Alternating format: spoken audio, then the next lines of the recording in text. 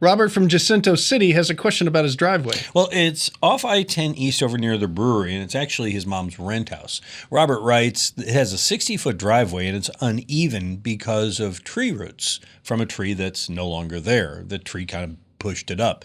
So he wants to know, what are his options to get this fixed? Should he start over, tear it out, maybe level it with poly or mud jack, or maybe go back with pavers? What would be your advice for him on doing this, and what should he expect? Probably could do it all, but the first thing I would do money-wise is take a look about leveling it out with some mud jacking. Okay. So I think that's the first thing. Now, they might not be able to. It could be too high in one spot. They can't take it down.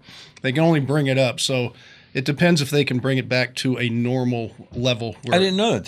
They can't lower a slab? Unless you get a dig underneath there. No, they can raise up one side, but they can't lower the other. So that might not be the option, but that's the first thing you look into.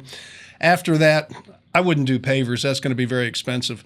But you'll have to take it out and re-pour it and get rid of those roots that are still down under there, because it's going to take a long time for them to just rot away. So call Concrete Raising Corporation for starters. Always. And they'll tell you if they can do it or not. But it just depends if those roots made some parts of it too high. And the difference between the poly and the mud jacking. For driveways, it's usually mud jacking. Let's let them, because they're the expert, decide which system to use.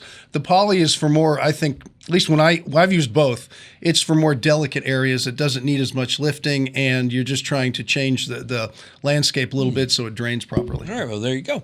You got a question? Be happy to drive an answer your way. Just go ahead and send it to us at HomeShowRadio.com on our website there. Use the form, the Ask Tom form, and we'll answer it like these videos over here. And if you subscribe to our channel and click our bell, we'll ring yours when we post a new one.